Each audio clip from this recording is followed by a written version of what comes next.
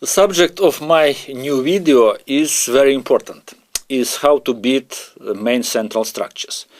In chess, everything goes around the center, and we have many different typical pawn structures, but the most important pawn structures are of course Isolani, hanging pawns, Maroczy structure, and hedgehog.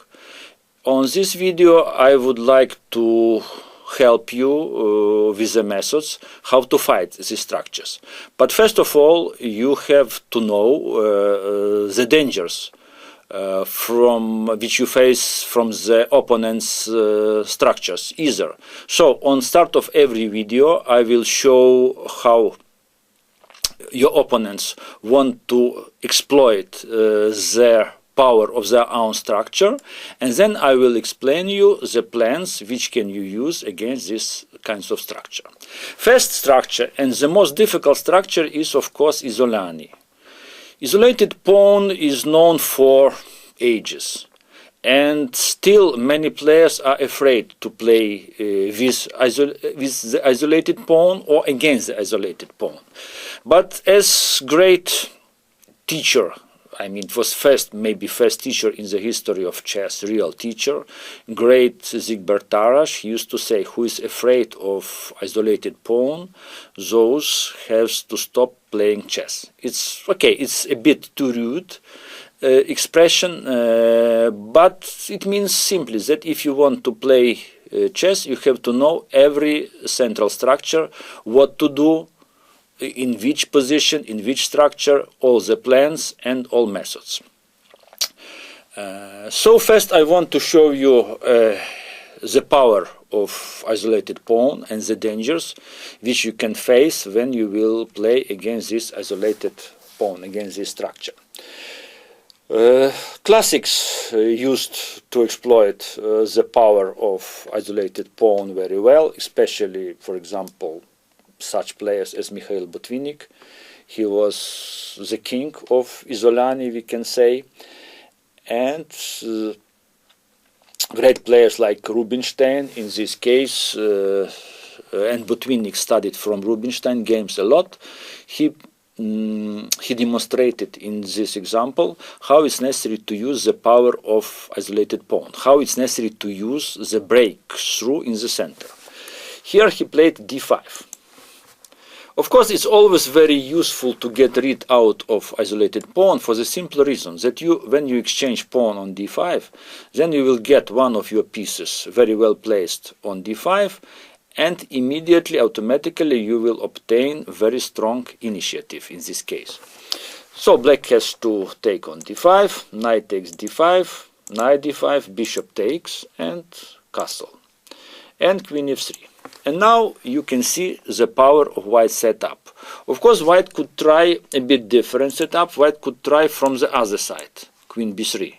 Either is possible, just concentrating much more powerfully on f7 and on b7. But here it is not big threat, bishop b7, because of rook b8, but still it would be very much playable move. Rubinstein decided to attack directly b7, bishop d6. It's tactical defense. Tartakovil was very tricky player, of course, and of course it's one of the most important methods how to defend against direct threat. Rubinstein played rook e1. Of course, rook d1 is not so strong because in some moments will be queen a4 and bishop g4. Main problem is if white plays bishop takes on c7, it would be answered with bishop takes on h2, king takes h2, queen c7 check, bishop f4, and queen takes b7 with completely equal position. For this reason, Rubinstein played rook e1, queen h4, h3, queen b4. Plan is clear. Tartakovil wants to use the power of his queen. He is attacking e1, looking with one eye on b2 and protecting b7. So very logical, technical move by Tartakova, rook d1, rook b8, and now b3. And now threats appeared. Threat is bishop a3, very unpleasant. And once more, Tartakova tries to defend in the tactical way. He ignores bishop a3. He plays bishop e6. Of course, here it was possible to play bishop a3 was very much playable here. Of course, there are different options in this situation, and if bishop takes d5, white would answer it with queen takes on d5 with huge advantage. So I think that probably after bishop a3, Rubinstein's opponent, Dr. Tartakova, he would have the idea to sacrifice queen a3, rook a3, bishop a3, but of course it would be still huge advantage of white after bishop b7. Rubinstein decided to play simpler. He played queen e2, attacking e6 and creating and keeping in mind bishop a3. After bishop c5, queen e6 check, king h8, bishop e3, bishop a3. Now it became clear that bishop f2 does not work. After king h1, white wins exchange. So he answered queen a5. And here white won a pawn, and it is quite simple realization technique which was demonstrated by Rubinstein. Generally speaking, of course, bishop c5, queen c5 would be possible, but black would activate his pieces, would create some pressure on f2. After rook d2, still I think that there were no real danger for white.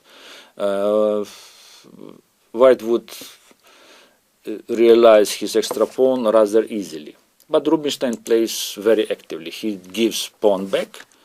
Bishop takes f2, king h1, queen c3. Tactics started. Rook c1, queen f6, queen takes, rook takes, and rook d7.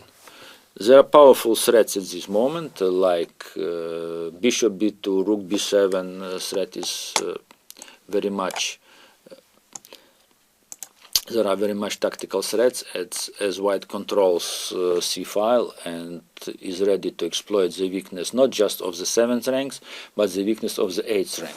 So it was played bishop e3 and rook b7, rook b6, but now realization is quite easy. Rook is very active on c-file, and Rubinstein realized advantage with great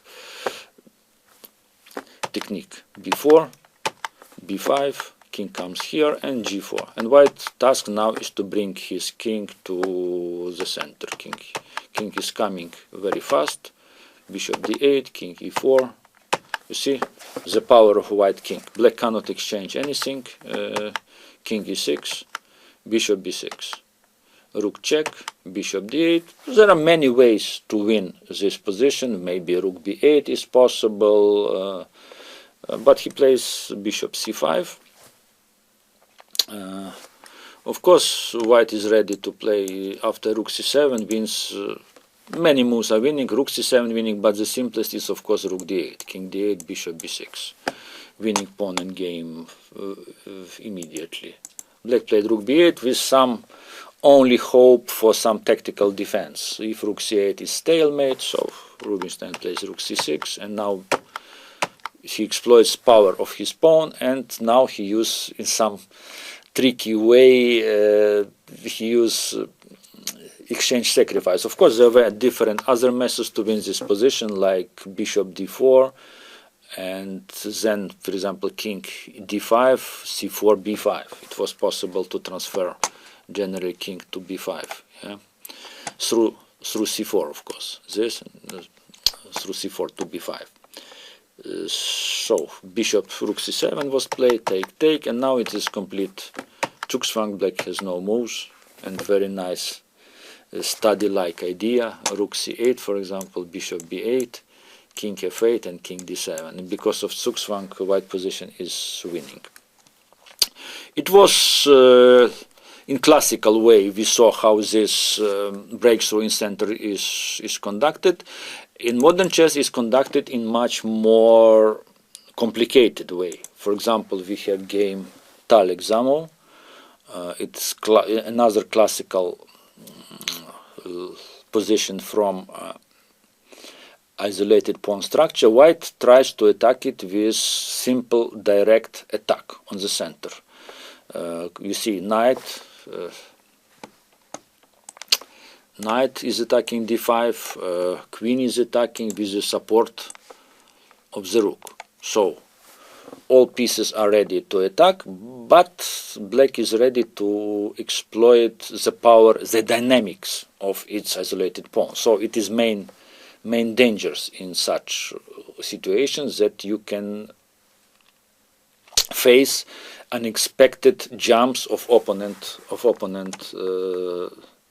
isolated pawn. d4.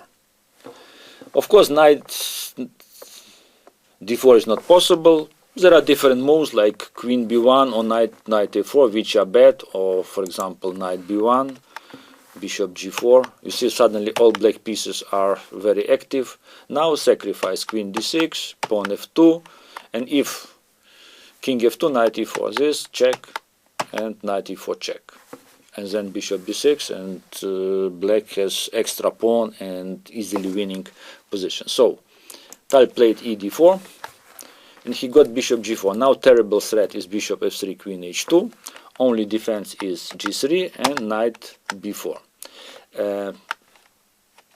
Black's idea is purely tactical to exploit very unpleasant pin. If queen d2, rook takes, queen takes e2, and rook e8. And white loses, because of this unpleasant pin, white loses knight on f3, 2 pieces against rook with very dangerous white square. So black position is easily winning. So only white chance is bishop a3, knight takes on d3, bishop d6, and rook takes d3. And here, of course, it was necessary very good calculation of this breakthrough. So it was played bishop b4, bishop f1, and suddenly bishop f5. And the main tactical problem we can see here, main tactical problem generally in modern chess is unprotected piece. But this unprotected piece which was exploited with the clever coordination of black pieces. And after knight d5, and was played in the game bishop d3, knight d5, bishop c4, rook a d8. Game was transferred into endgame, in which white has for exchange just 1 pawn, but black position is easily winning. So we will stop in this moment. It's our subject, I mean our discussion about the power of breakthrough is over.